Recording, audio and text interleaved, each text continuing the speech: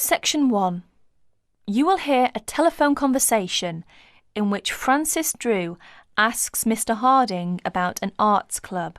First, read questions 1 to 10. For questions 1 to 10, fill in the missing information on Francis Drew's notepad. Write no more than 3 words for each answer.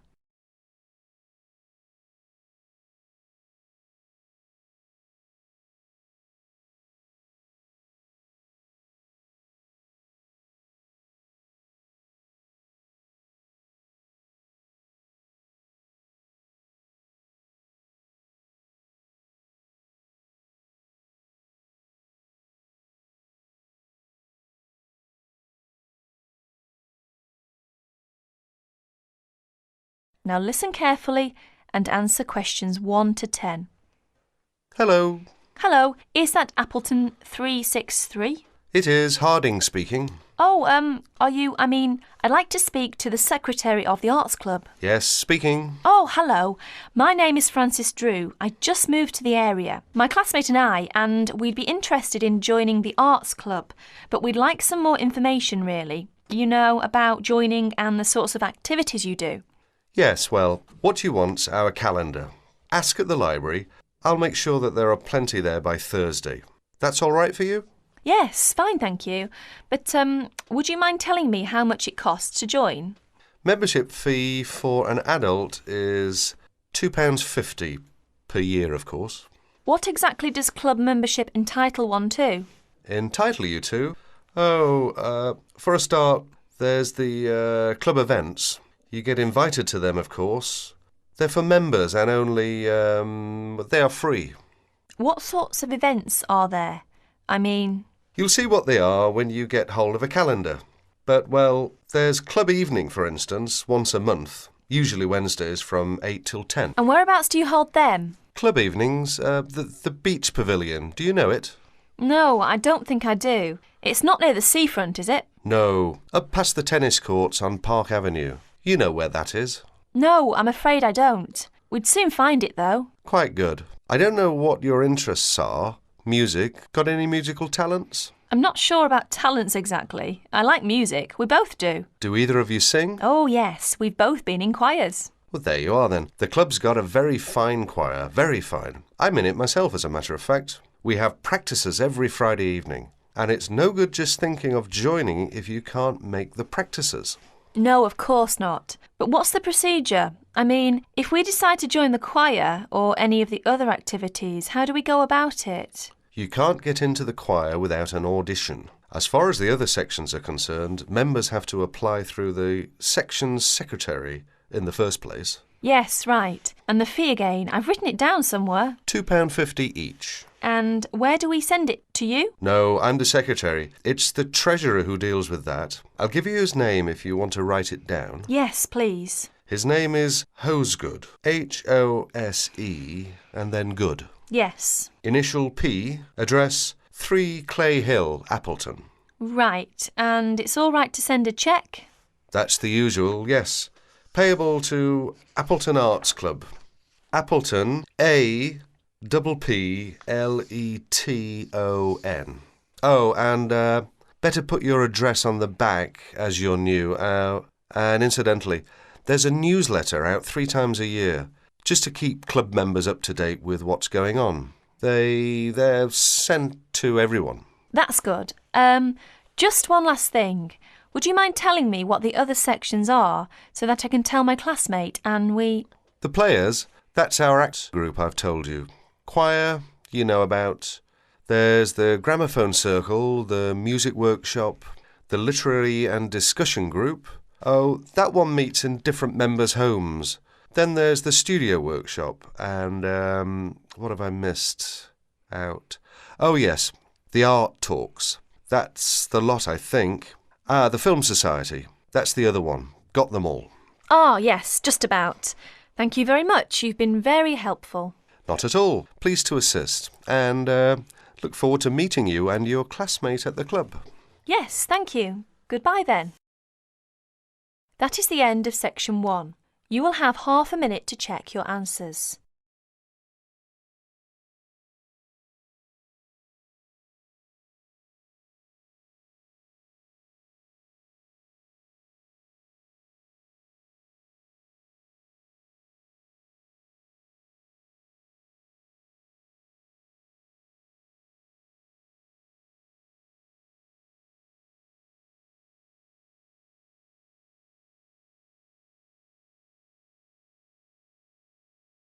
Section 2. You are going to hear the President of Australia Retailers Association give his welcome address at a convention. First, you have some time to read questions 11 to 14.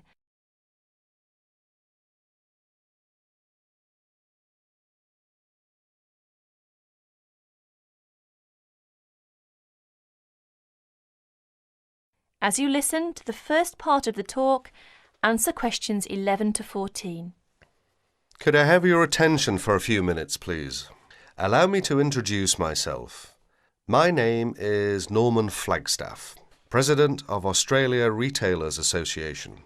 On behalf of the organising committee for our third annual Retailers Convention, I'd like to welcome you all, some of whom come afar as Brisbane and Melbourne to this wonderful convention centre in our fair capital, Canberra, and hope you make most of your stay. We have been very lucky with the weather, and I sincerely hope that it keeps up for the rest of the week, and maybe even the following. No, I'm sure we won't be that lucky. I'm pleased to announce that we have received a record number of registrations for this year's week-long convention. For the first 5 days, we will be hosting more than 250 participants for the lecturers and workshops. And hopefully, up to 300 will be coming for the following 2 days of commercial demonstrations. Another first is we have a record number of speakers, up from 20 last year to 25 this year, as well as having 3 guest speakers from abroad, who I'm sure will provide us with a great deal of information of how business is conducted in Britain, and also, I think it's the United States, is it? No, Canada. You'll note that we will be able to offer other overseas speakers in the next few years from different countries. Now you have a chance to read questions 15 to 20.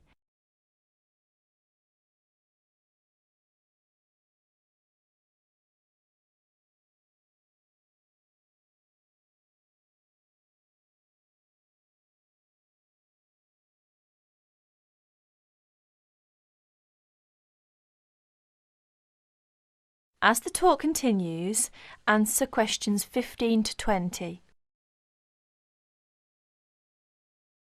For those of you who won't attend the lunchtime meeting, there are plenty of places to go. The famous Italian restaurant, Peroni's, is not too far from the convention centre.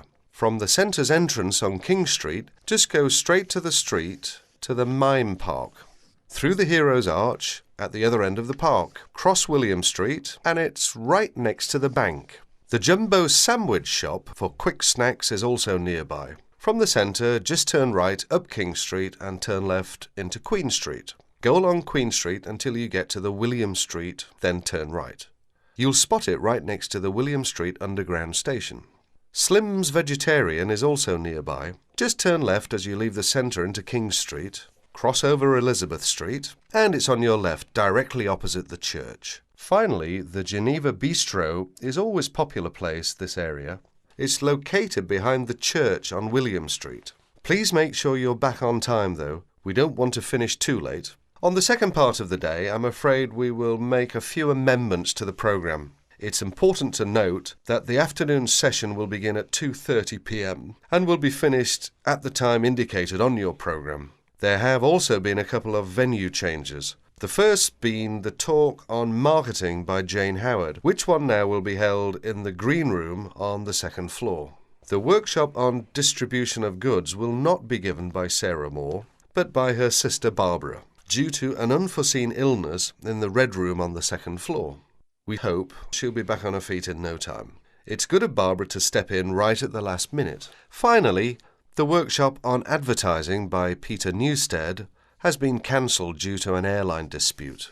On Friday, we'll be starting off the day with a new video presented by the Dow Keys Company as part of their opening lecture on merchandising. That's Friday the 27th. That's all for the moment. If you require any further information regarding the convention, you can talk to one of the many convention helpers wearing a distinctively blue and gold jackets. One thing before I finish, if there are any problems with times and locations of the day's activities, please remember that there is a notice board on the first. Is it the first? Yes, the first floor. Now, we hope you enjoy yourselves and we look forward to seeing you again. That is the end of section 2. You now have half a minute to check your answers.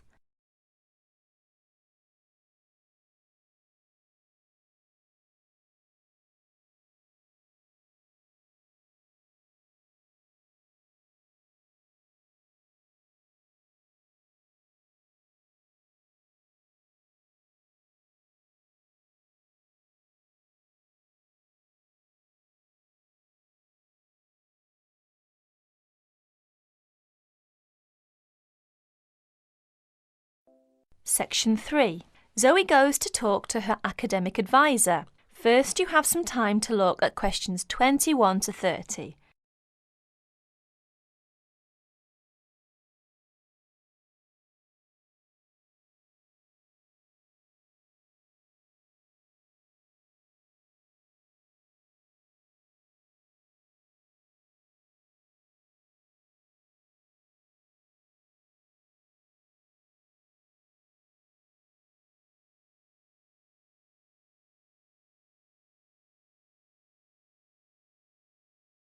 Now, listen carefully to the conversation between Zoe and her advisor and answer questions 21 to 30.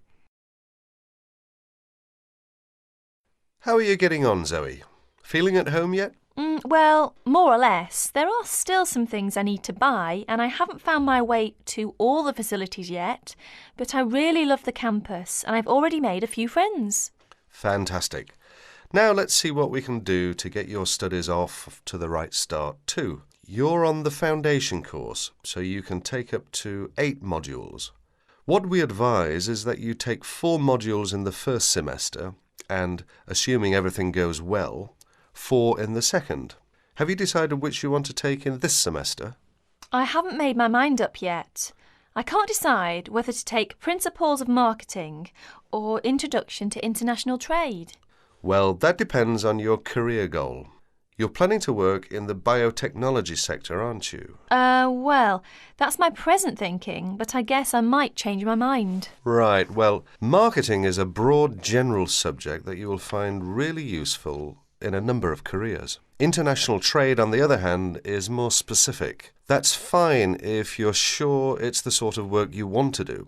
A lot of students start off thinking about that option because it seems glamorous, but marketing can also be an exciting career, and there's a wide choice of jobs. Maybe you ought to wait until your career ideas are a bit more definite before you go down that road. Yes, I see. I could take International Trade next year, couldn't I? Sure. You could do international finance as well. So, in your first semester, you've got Principles of Marketing, Introduction to Economics, Banking and Finance, and let's see, Principles of Financial Accounting. How do you feel about that as a package? It's okay, I think, but I'm a bit worried about the maths. There'll be some statistics to do, won't there? Basic statistics, yes, but nothing more difficult than your last year of school maths. I know, but our maths syllabus was a bit old-fashioned. Mostly algebra, geometry, trigonometry and stuff, hardly any stats. Right, well, it sounds as if you could do with the maths brush-up course. Can I arrange for you to attend just the classes on statistics, if you like? That'd be great. I didn't want to do the whole of maths again, but the stats classes would make me feel much more confident, thanks. Hang on a minute, there's one more thing. Your English. Now, you know you have to reach a satisfactory standard in English by the end of your first year to be allowed to go on to the main BSc course. Yeah, now I'm in an English-speaking environment and I have to speak English all the time. I'm sure I'll be all right. It certainly helps, but speaking isn't everything. You'll have to get your reading up to the standards where you can understand the books on your course reading list quickly. To get the information and ideas, you need to write your essays. That means you have to develop a high level of comprehension skills. You'll never get through the course material if you try to read the books intensively from cover to cover. That's why our language skills development program gives you a series of graded academic texts to study and answer questions on a limited time. You'll probably find it hard at first, having to work against the clock without a dictionary. How can I improve my skimming and scanning skills? Good question. For that, you'll have to do a range of specially designed exercises. Sometimes these will be from a transparency, because it is often how the lecture material is presented. Sometimes I think I'll never learn all the vocabulary. English is such an enormous language. I know what you mean. English is the biggest language ever, at least 350,000 words. Even Winston Churchill only knew 60,000, so they say. But as an academic student, you can get a lot of help from the academic word list by Avril Coxhead of Victoria University. That's in Wellington, New Zealand. I've studied word lists, of course, but how does this one help? The academic word list is based on a survey of 3.5 million words of academic text. It contains 570 families of the words most commonly found in academic texts. Well, that's apart from the 2,000 most useful words in English. They come in a separate list. You can see copies of both in the library. You said word families. Do you mean words that are similar? In a way, yes. It means that all the different grammatical forms of a word are listed together, so you can see the nouns, verbs, adjectives, forms with prefixes and suffixes and so forth. It'll be clearer when you look at it. Anyway, Avril Coxhead gives you really great hints about how to learn the words, so it shouldn't be too daunting.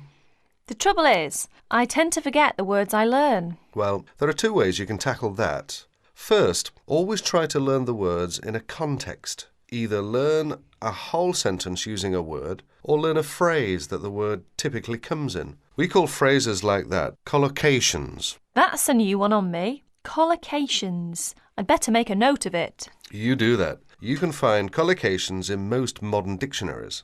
Anyway, as I was saying, there's a second study aid I recommend for vocabulary learning. When you get an assignment, take a sheet of paper and write 4 headings.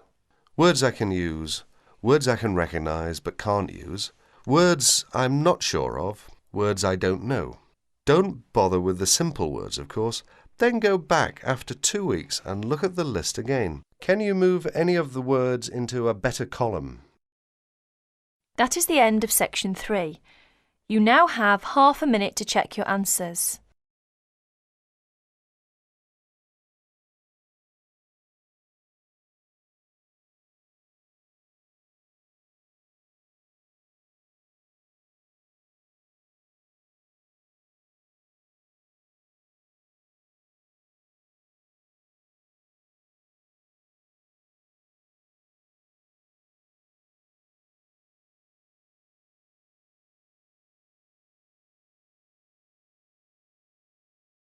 Section 4. You will hear a lecture giving advice on how to present a seminar paper.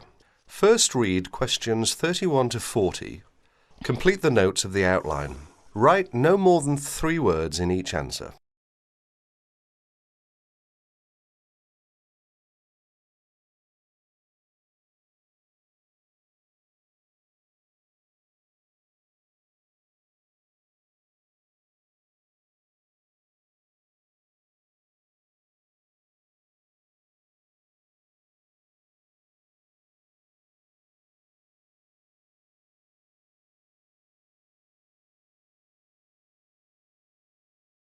In this talk, I'm going to give some advice on how to present a seminar paper. At one time, most university teaching took the form of giving formal lectures. Nowadays, many university teachers try to involve their students more actively in the learning process. One of the ways in which this is done is by conducting seminars. In a seminar, what usually happens is this. One student is chosen to give his ideas on a certain topic. These ideas are then discussed by the other students, the participants in the seminar. What I'd like to discuss with you today is the techniques of presenting a paper at a seminar. As you know, there are 2 main stages involved in this. One is the preparation stage, which involves researching and writing up a topic. The other stage is the presentation stage, when you actually present the paper to your audience. It is this second stage that I am now concerned with. Let us therefore imagine that you have been asked to lead off a seminar discussion and that you have done all the necessary preparation. In other words, you have done the research and you have written it up. How are you going to present it? There are 2 ways in which this can be done. The first method is to circulate copies of the paper in advance to all the participants. This gives them time to read it before the seminar, so that they can come already prepared with their own ideas about what you have written. The second method is where there is no time for previous circulation, or there is some other reason why the paper cannot be circulated. In that case, of course, the paper will have to be read aloud to the group, who will probably make their own notes on it while they are listening. In this talk, I'm going to concentrate on the first method, where the paper is circulated in advance, as this is a most efficient way of conducting a seminar. But most of what I'm going to say also applies to the second method, and indeed may be useful to remember any time you have to speak in public. You will probably be expected to introduce your paper even if it has been circulated beforehand. There are two good reasons for this. One is that the participants may have read the paper but forgotten some of the main points. The second reason is that some of the participants may not in fact have had time to read your paper, although they may have glanced through it quickly. They will therefore not be in a position to comment on it unless they get some idea of what it is all about. When you are introducing your paper, what you must not do is simply read the whole paper aloud. This is because, firstly, if the paper is a fairly long one, there may not be enough time for discussion. From your point of view, the discussion is the most important thing. It is very helpful for you if other people criticise your work. In that way, you can improve it. Secondly, a lot of information can be understood when one is reading. It is not so easy to pick up detailed information when one is listening. In other words, there may be a lack of comprehension or understanding.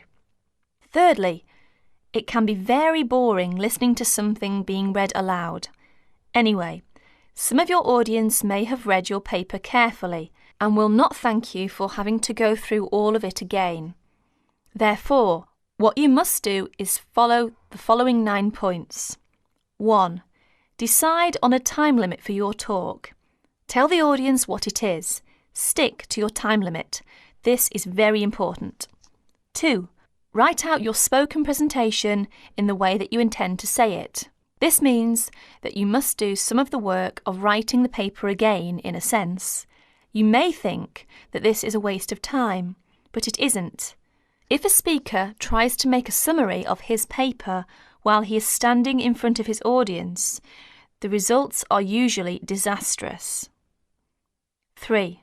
Concentrate only on the main points. Ignore details. Hammer home the essence of your argument. If necessary, find ways of making your basic points so that your audience will be clear about what they are. 4. Try to make your spoken presentation lively and interesting. This doesn't necessarily mean telling jokes and anecdotes, but if you can, think of interesting or amusing examples to illustrate your argument. Use them. 5. If you are not used to speaking in public, write out everything you have to say, including example, etc. Rehearse what you are going to say until you are word perfect. 6. When you know exactly what you are going to say, reduce it to outline notes. Rehearse your talk again, this time from the outline notes. Make sure you can find your way easily from the outline notes to the full notes, in case you forget something. 7. At the seminar, speak from the outline notes, but bring both sets of notes and your original paper to the meeting. Knowing that you have a full set of notes available will be good for your self-confidence. 8. Look at your audience while you are speaking. The technique to use is this. First, read the appropriate parts of your notes silently. If you are using outline notes, this won't take long. Then, look up at your audience and say what you have to say. Never speak while you are still reading. While you are looking at your audience, try to judge what they are thinking. Are they following you? You will never make contact with your audience if your eyes are fixed on the paper in front of you. 9. Make a strong ending. One good way of doing this is to repeat your main points briefly and invite questions or comments. Perhaps I can sum up by saying this. Remember that listening is very different from reading. Something that is going to be listened to has therefore got to be prepared in a different way from something that is intended to be read. That is the end of section 4. You will have half a minute to check your answers.